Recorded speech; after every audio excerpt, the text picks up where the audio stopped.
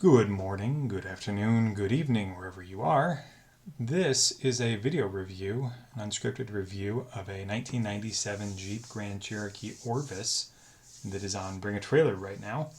This one stood out to me for a number of reasons. Number one, it's a relatively rare, well-preserved, at least from first glance, 1997 Grand Cherokee. This was the ZJ body. It was the first generation of the Grand Cherokee. This was the updated version. They came out in 1993 and were updated for 96 with mildly tweaked exterior styling, a new dashboard, and the Orvis appearance package was the top of the line model. It actually slotted just above the Limited. These were pretty unusual when they were new, and as you can imagine, they're pretty rare today. They have a lot of really special touches on them for a mainstream model. So let's take a look here. This one has 2 days left as of the time I'm recording this, currently at $6,000. I'm not going to offer a real strong opinion one way or the other on this vehicle, but I will say $6,000 seems quite low. I suspect it will go for quite a bit higher. Let's see here. We'll start, as always, with a quick review of the BAT Essentials section here. This, as those British Columbia plates show, it's located in British Columbia, Canada. Don't know if this is actually an original Canadian market model. We'll see shortly here, I'm sure. 57,000 kilometers or 35,000 miles. Wow, that is very low. That's excuse me, works out to around 1,000 miles a year, give or take. Has the 5.2 liter V8, which I believe was standard with the Orvis. I've got a brochure here I'm looking through. Yeah, technically you could get an Orvis with the 4 liter inline 6. I've never seen one. I'd be surprised if they made more than a few, but it does apparently exist. 4-speed automatic. I don't know where you could get the ZJ at this point. Quadra-track full-time 4-wheel drive. This is the NV247 transfer case. This was there's no 2-wheel drive mode here. Just full 4-wheel drive high, 4-wheel drive low. Nothing else to pick from.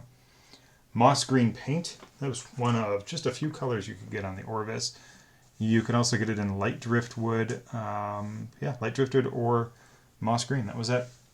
It seems like most of them are that moss green. They note the green and tan leather upholstery. I'm sure we'll see that momentarily. The upcountry suspension group, which I believe was also technically an option. No, it was standard. I take that back on the Orvis.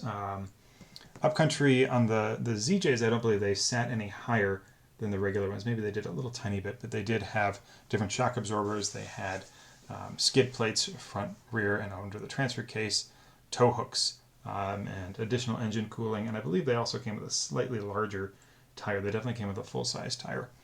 I'm sure we'll see that in a second. 4-wheel ABS, that was standard. Orvis badges, roof rack crossbars, those all were standard. Air conditioning, power accessories, all of the rest of this was standard, including the Infinity Gold system. Often they'll mention a Carfax report. They don't do that here. All right, let's go over it here. Right off the bat, it really looks nice. I don't see anything that stands out here. Really nothing at all at first glance. This is a really nice looking vehicle from this picture. The crossbars are, this one, the back one should be back a little further, but we're really nitpicking. And this was offered by a private party. It looks like it's at a dealer, but it's a private party seller. Let's see. It says it was with a single owner prior to the seller's acquisition in 2024. Moss green over green and tan. The rest of this is basically a rehash of the Essentials, which is typical here. No reserve on this one, so whatever it sells for up here is what it will sell for. It comes with a Canadian Carfax report and a British Columbia registration. Let's see. They give you a little bit of story here. Orvis package created in partnership with Vermont-based apparel and sporting goods company. Certainly known for its fly fishing gear. See if this one has all the Orvis bits that I recall. Gold badges, those were part of the Orvis package back then. Although I believe the Limited's at silver package, silver lettering I think on most colors, but maybe gold on some. Gold on some. Let's see, the seller notes that the rear window wiper requires adjustment. From the picture it looks alright, but who knows? Alright, we've got a side profile here. Yeah, this does sit a little high, which looks nice. Looks really good. That was the upcountry suspension.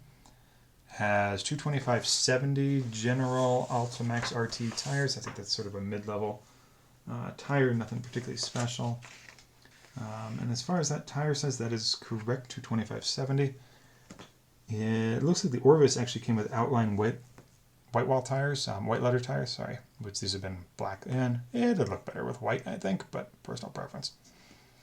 Let's see. Seller notes that the brakes squeal intermittently and that the front bump stops have fallen out. I'm sure we'll see that. I believe they make those bump stops. Somebody does, at least. So first view of that beautiful green interior with the darker brown or sort of a maroon piping and the tan vinyl sides on there.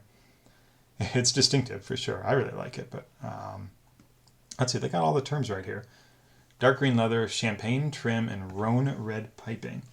I'm going to look through the brochure and see. Interesting enough, the brochure calls it saddle in moss green. Doesn't refer to the piping, but that might be correct. I don't know. We'll see. Seller notes that the right front power door lock does not work at times, and the blower motor fan is loud when operating. That blower motor would be a bit annoying. I'm not sure how hard that is to get to on ZJs. I'm not as familiar with these. So you've got the steering wheel with the cruise control buttons on it. That's all, of course, standard. All of this is pretty standard stuff here. 57,000 kilometers, just 170 in current ownership. Potential rollback is listed on the 2011 Carfax. We'll get to that in a moment. Underhood, it's obviously been cleaned. Looks really nice here. Nothing that stands out at the moment. Seller recommends an engine tune-up service be performed. I will say I'm surprised they didn't bother to do that to get top dollar here, given the condition, but it's a bit alarming. Underneath, it's a little greasy under here, so there's probably some, or oily, I should say, probably some leaks, hard to say. Blue shock absorbers, I don't recall if those are part of the upcountry ZJs. It does have the front skid plate, it's very small on ZJs. And there, back there is the transfer case skid plate. A little bit of rust, but really not much. Definitely some oil leaks, though, at some point. This doesn't really tell you much. All right, here's the Carfax. We'll click on that. It does say it's sold on does not have a title and is sold on British Columbia registration. It's old enough that an import from Canada would be fairly easy on this one. Carfax notes that potential rollback. Canadian Carfaxes are a bit different than US, but let's see. Originally sold in December of 96 in British Columbia. That's a suburb of Vancouver.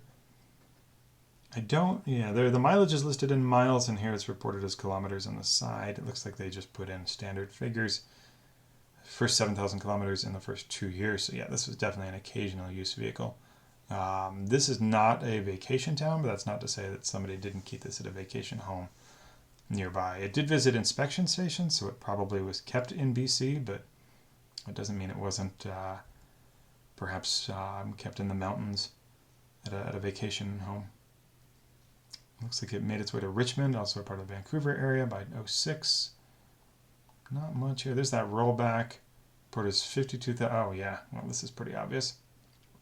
So here somebody put it in probably as, should have been 46,999 kilometers, and they put it in as 146. That's pretty easy to see.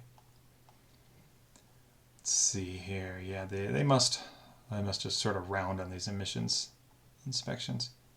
Let's see, the first time it's had any dealer hit is at a dealer in Richmond, BC. That's again a Vancouver area with 35,000 miles. This was just, it's currently August of 2024, so this is only a month or so ago.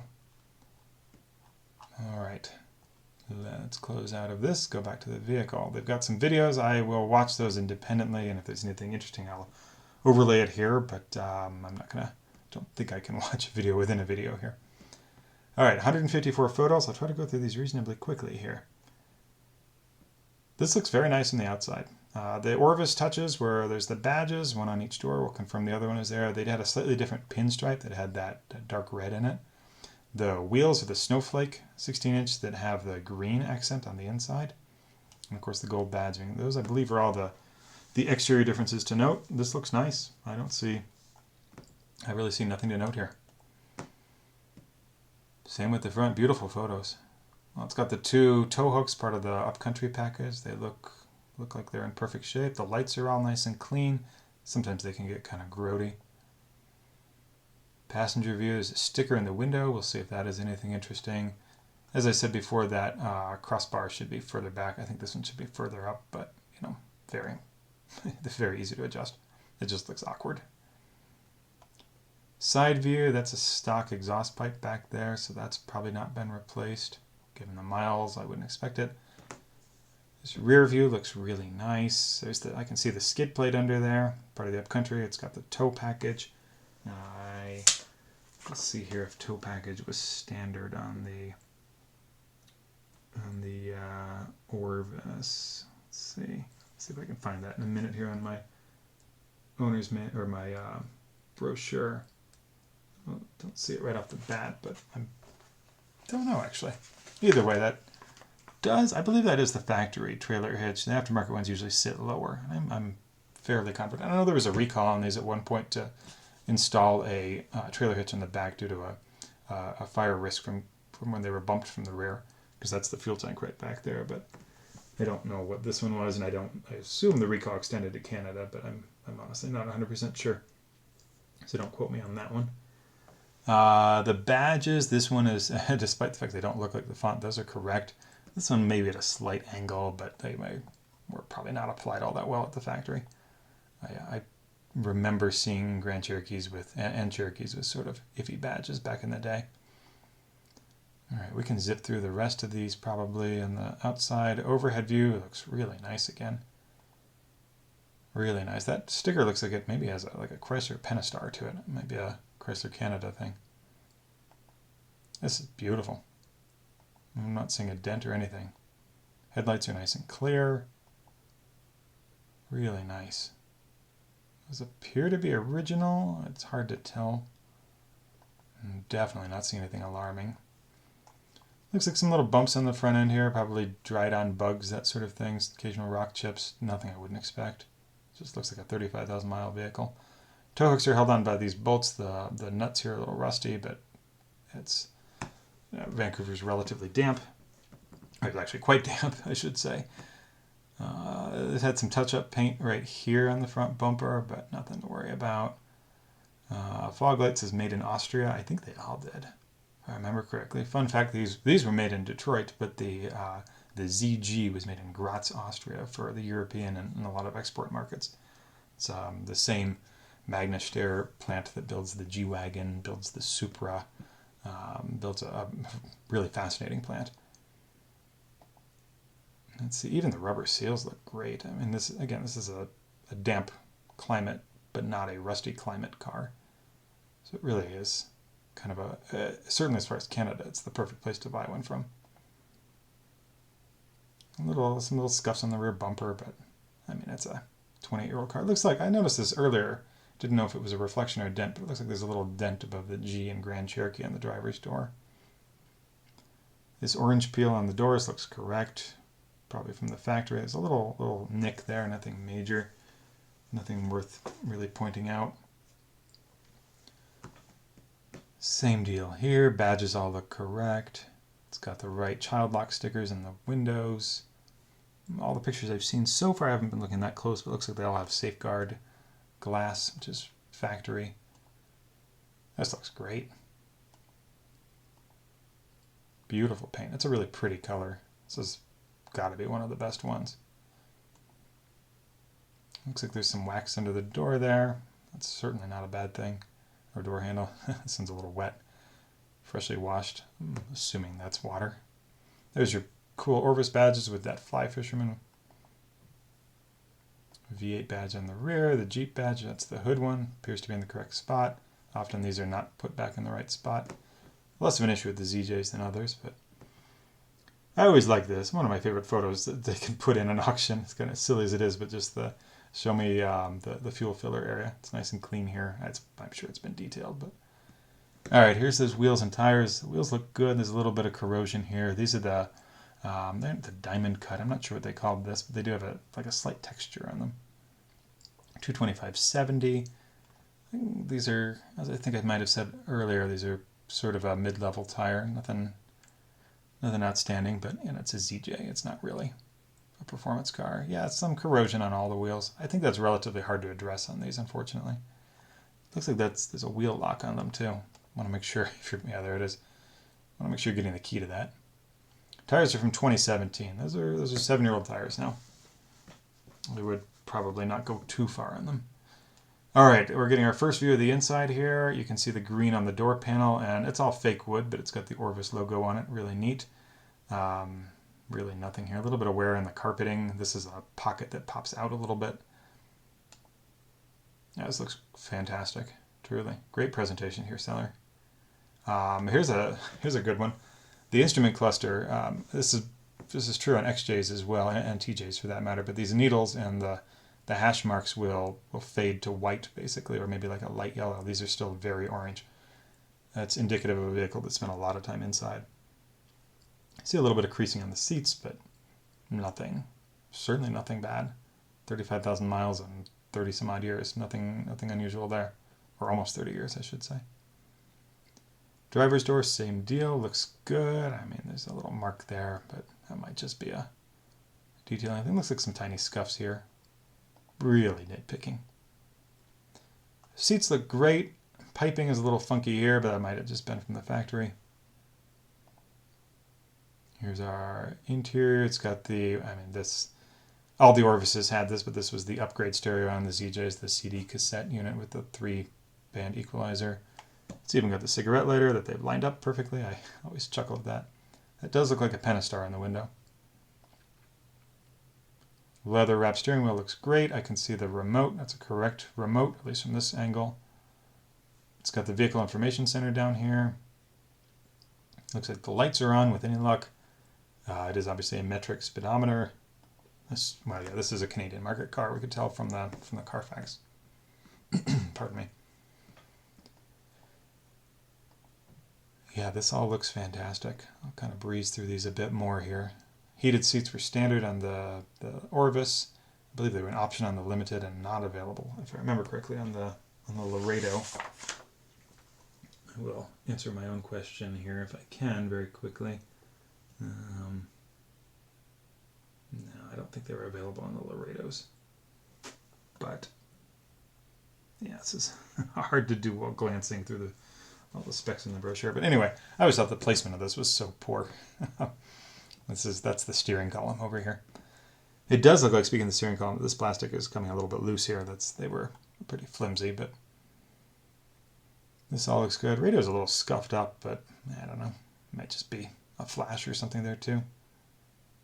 This all looks great. Automatic climate control in these. This display looks good.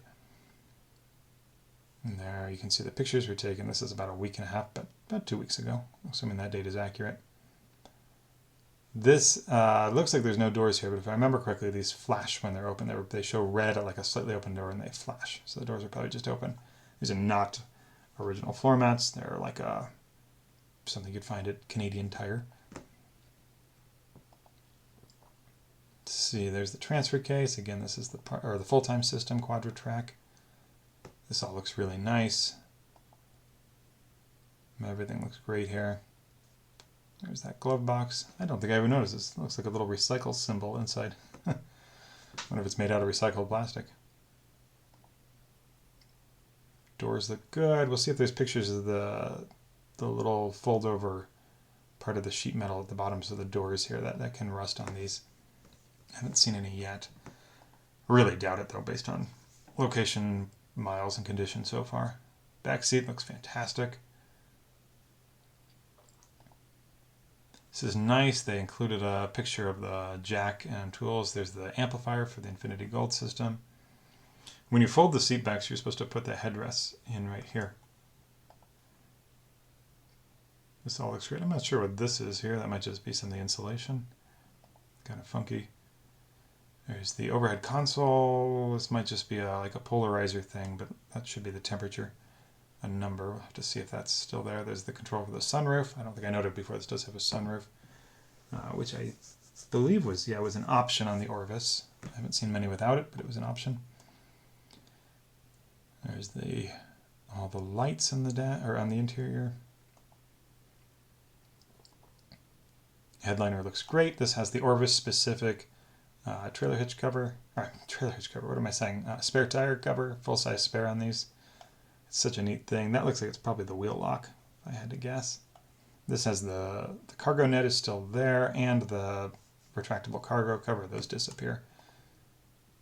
And it's even got the little cargo net over here. I can't remember if that was standard on these, but that looks great. It's got a little sag to it, but probably normal. Yeah, that does say, it looks like it's a Mopar wheel lock. Hard to read there, but tailgate open. Looks good. That carpeting looks nice. This thing is beautiful. I forgot to mention before, the glass opens independently of the rest of the tailgate for smaller item loading. A neat feature you don't see much anymore. Under hood, here's that 5.2 liter V8. I like this engine a lot. It's so smooth. Not quite as reliable as the 4 liter, but you know, there's more to go wrong. A lot of vacuum lines in these too. Back when new, 220 horsepower, 300 pound-feet of torque. Let's see here. What am I seeing? The brake fluid might be a little dark. Hard to say. The washer fluid's red, which is interesting. Don't see that too often. That might be a market or temperature specific thing. This little bolt here holding on this cover over the radiator is a little rusty, but you know, these were not really coated or anything. It looks like they've done a decent job cleaning. There's still some dirt in the air cleaner cover here, but certainly nothing I'd be worried about. The battery cables are look a little corroded there, a little rough, but nothing to worry about. Coolant looks good. All the hoses look nice. I'm sure not too many of these are original at this point, but they look too good. There's that battery. Yeah, these are a little ratty looking. I probably would have hit them with a wire brush. There's another slightly rusty. I'm really nitpicking here, so. Looks great here. These valve covers can really leak, but they've cleaned this off, so you're not really going to see much. Coolant cover, power steering fluid. And this looks like a 2-year-old car on a used car lot. This brake fluid's real dark. I can tell already. You should do a flush. All these stickers look great too. These can fade on Chrysler vehicles of this era. All right, now we're underneath drive shaft. This one's going forward, it appears. Yeah, because that's the oil pan. It does look a little wet under there, but this thing's been really clean, so it's hard to tell. Definitely some light rust on. I mean, here's some of the seams and some of the bolts, but this is nothing to be worried about at all. I think this is the photo that was in the listing. Yeah, these tires are dirty and not new. Vehicle might have lived on a dirt road at one point. Not a big deal. Yeah, I would say definitely dirt road life here. Definitely wet around here. That's probably power steering fluid if I had to guess. That's leaked out at some point, but hard to say. I don't know what would drip right down there. Sway bar end links are old. Those are easy to replace and probably should be. Tiny bit of rust coming in there. Hit that with a wire brush. You'll be fine. Here we are at the rear axle. This all looks good. A little bit of rust on some of these other components here. I mean, this is all the stuff that rusts quickly, but anybody in Minnesota is going to be laughing at this. I'm being so nitpicky, but easy stuff to fix. I mean, I'm sure these bushings are trash anyway. Quiet down the ride, make it handle just a little bit better. Nothing worrisome here. 4-wheel disc brakes on these. There's that 247 transfer case. That all looks original, looks fine here. Oh, actually, it's a little wet right here in this part of the drive shaft, this output here. Just a little bit, might be. Exhaust a bit rusty, but nothing you wouldn't expect. I think this is probably more the flash picking up some of this, but I don't know. I believe that's a Dana 44 if I'm remembering correctly here. Maybe somebody can correct me in the comments. That's the factory skid plate there. Somebody's done a hand clean of that. Yeah, exhaust is a bit rusty. You're probably going to be getting some perforation at some point here in that muffler. Something to factor in. I didn't actually look at the front to see if the bump stops are missing. There's the rear ones. I believe it said they were missing. Yeah, we're back up front here. This guy's a little greasy. Might just be, it's holding, looks like. Yeah, they both are. Might just be grease. Yeah, nothing I'm seeing that worries me here at all. It's really clean underneath. Some rust on the skid plate here. This was part of the upcountry package. I think you could get skid plates and tow hooks individually, or not individually, but separate from upcountry on these. I don't know why you would have, but you could have. I'm not sure what sticker this is. I think we're at the radiator here. Yeah, the radiator. So this is in French and English, Canadian market. And I don't know what the emission standards were there. I think they were 49 state in Canada at this point. But so somebody taking this to California or a California state might want to do a little research first, but I imagine this will pass. Here's our sticker showing the Canadian, it's met all the Canadian standards. It was built on September 6th of 1996. That's 0906. And the 20th hour of the workday, whatever that was. I don't know if that was, 8 p.m. PJN must be the pink code here for the moss green, and GLTJ. It's one I don't know that I've seen before, but that is, I'm certain, is the green and tan interior. Here's something talking about R134 refrigerant. It did say the air conditioning is cold. I didn't actually see a close-up, unless I forgot about it, of the compressor. Here we go. That was that sticker. Sold and serviced by Vancouver Jeep Plymouth Chrysler. That's neat. It's a neat sticker. I wonder if that's still the original windshield. I'm sure it is. Yeah, in fact, we're going to find out here. There's all the safeguards, etchings. All right, we've got a little bit of service records here. This wouldn't have expected much. Let's see if we zoom. Can we read any of this? Not much. Here's something, an $8 Canadian part. That's not worth very much. Something at Canadian Tire. It's probably those $191. I really can't read what that says, unfortunately. This is a pet peeve of mine. If you're going to include receipts, at least make it so I can read them. Here is some kind of a fluid for $99. Oh, brake fluid flush. Oh, well, maybe I'm wrong about that brake fluid, although that was done in 09. So yes, you should change the brake fluid. Yeah, that is. It's not original, but it's quite old. And here we are, another one from Go Richmond Chrysler Jeep in, oh, this is June of 24. Oh, this is the trailer hitch. So they added the trailer hitch to it. So this maybe didn't come with the trailer hitch on it. To be fair, I'm looking through an American market brochure here. It's possible there are some slight variations for the Canadian market. Usually not a lot, but might be a few. What else do we have here? Well, that's really neat, though, that somebody has gone through the effort of doing the recall, and now you've got a trailer hitch. I don't think these included the wiring harness, though, so if you're actually going to tow, you're going to need to add that into it. Here's an original folder from Vancouver Jeep, including probably the sales and service people. And this looks like an old Carfax report. Hard to say, can't read it. It just looks like one key and remote, and maybe 2 copies of the keys here. I'm sure that's what that is. And a random lanyard. All right, we've got a few more photos to go here. There's that's a factory key. Oh, well, here's the Canadian Carfax. See if that has anything interesting in it. This was just run in July, so not very long. Well, actually, no, report date, July 10th. Still very recent. Let's see here. There's the... Oh, okay, so June 4th. This is when Go Richmond Chrysler Dodge Jeep. This is when they put the trailer hitch on for the recall. I bet they were intrigued to see this vehicle. It doesn't look like this is going to tell us anything different than the American Carfax, but first registered in December of 1996, and they were pretty consistent about renewal on roughly the same date thereafter. That may be a Canadian market thing, I don't know. And it looks like the current owner, the seller, got it in 2024. Here's something I didn't note before that you should pay attention to. These Carfaxes are pretty sparse, but there's nothing between December of 2018 and April of 2021. So what happened? What's the last 6 years been for this vehicle? Has it just been sitting? They got those tires had 2017 date codes, so they were probably put on somewhere around here. Probably not in 2018, maybe, but so yeah, that would make me wonder. It's at least a question to ask.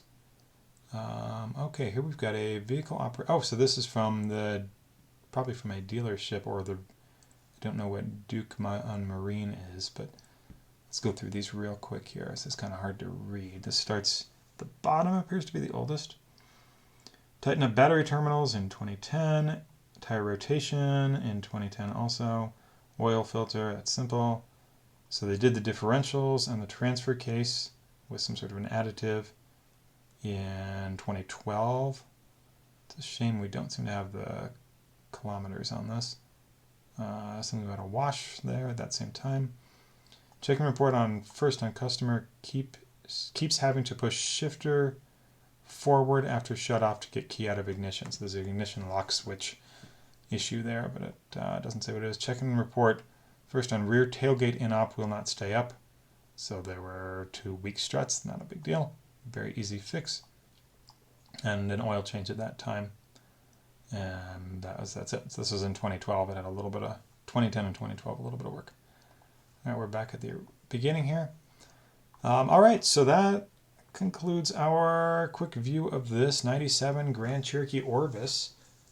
It's a really neat truck. It's going to be interesting to see where this one ends. I'll put the final selling price in a moment here.